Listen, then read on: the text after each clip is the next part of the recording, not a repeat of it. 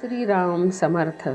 सद्गुरू श्री ब्रह्मचैतन्य महाराज गोंदवलेकर यांचे प्रवचन दिनांक 24 नोव्हेंबर.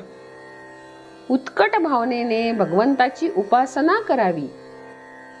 विस्तव माहीत नसला तरी तो हाताला चुकूनही लागला तरी हात भाजतो किंवा हा परीस आहे हे माहीत नसूनही लोखंडाचा घण त्यावर मारला तरी त्याचे सोने व्हायचे राहत नाही.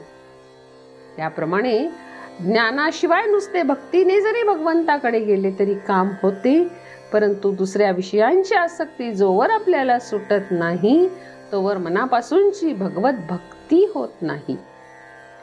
जिथे उत्कट भावना आहे तिथे सगुण मूर्तीला मनुष्य धर्म प्राप्त होईल. उपासक देहाला विसरला की उपास्य मूर्तीमध्ये त्याला जिवंतपणा अनुभवाला येऊ लागेल. शिवाय जे इतर लोक थोडे तन्मय झाले आहेत त्यांना देखील ते अनुभवता येईल, परंतु उपासकाची किंवा भक्ताची भावना नेहमी तितकी उत्कट राहीलच असा नेम नाही. म्हणून अशा उपासकाला मूर्तीमधल्या चैतन्याचा अनुभव येऊन देखील पारमार्थिक दृष्ट्या फायदा होईलच असे निश्चित नाही. एका मुलाने काही खोडी केली म्हणून शेजारच्या बाईने त्याला एक चापट मारली. त्याबरोबर त्या मुलाने मोठे भोकाड पसरले आणि त्या बाईला शिव्या पण दिल्या. ते ऐकून त्याची आई बाहेर आली आणि तिने त्याला चांगलाच झोडपला. परंतु आईच्या हातचा इतका मार खाऊन सुद्धा तो मुलगा फार काही ओरडला नाही आणि त्याने आईला उलट शिव्या पण दिल्या नाहीत. हे जसे खरे त्याप्रमाणे आपल्यावर येणारी संकटे ही भगवंताने आणली आहेत अशी निष्ठा असेल तर आपल्याला त्यांचा त्रास होईल, पण त्यांनी आपली शांती बिघडणार नाही. भगवंताचा विसर आपल्याला पडला की आपली शांती बिघडते.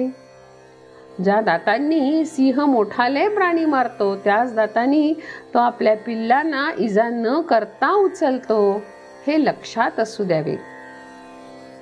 आपण निपक्षपाती बुद्धीने विचार केला तर भगवंताचा मार्ग आपल्याला सापडेल.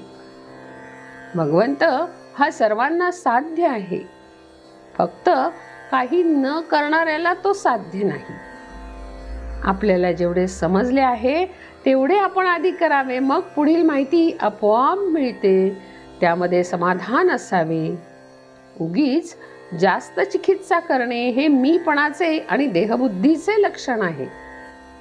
ज्याला भगवंताचे सान्निध्य लाभले त्याला निर्भयता आणि निर्वासनता येईल. प्रत्येक माणसाला आधार लागतो, पण आपण अपूर्णाचा आधार धरल्यामुळे आपल्याला निर्भयता येत नाही. यासाठी भगवंताचा आधार धरावा, बुद्धीने निश्चय करावा आणि मन भगवंताकडे लावावे की इंद्रिये तिकडे बळजबरीने जातीलच. राम उपाधी रहित आणि त्याचे नामही उपाधी रहित आहे.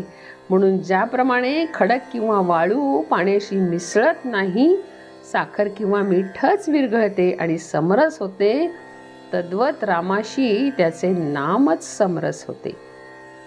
सर्व सृष्टी रामरूप दिसणे हेच भक्तीचे फळ आहे.